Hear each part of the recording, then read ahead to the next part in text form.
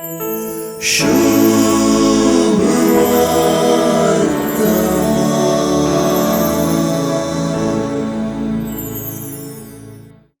कडे तावन आयिल्ल्या विविध कालेतीच्या विविध मनोभावांच्या शिसामदल्या तोड्यांक वा 12 जणांक जेजून आपोस्तल जावन विसले.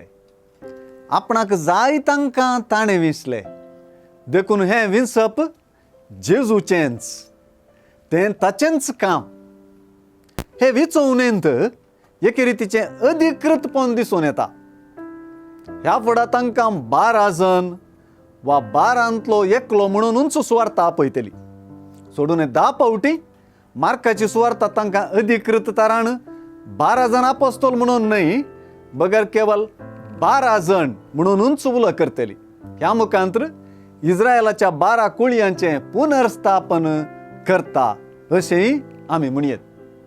तोच तांकां आपयता, तांकां देव सरदवडांची पदवी दिता.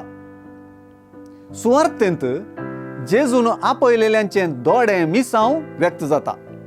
तें मिसांव ताचे सांगाता रावचें आनी सुवार्था परगट करचें.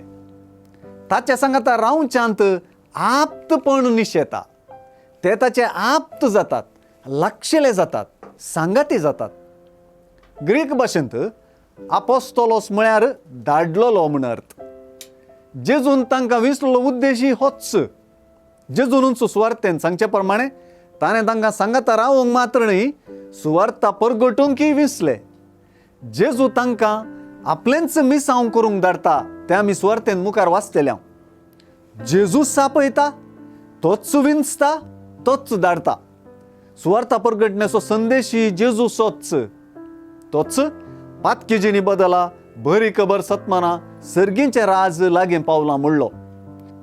जेजूच्या हर एका पाटलावदाराक ताणेंच आपयलेल्यांक आमकांय हीच प्रक्रिया वा क्रियाशीलता लागू जाता.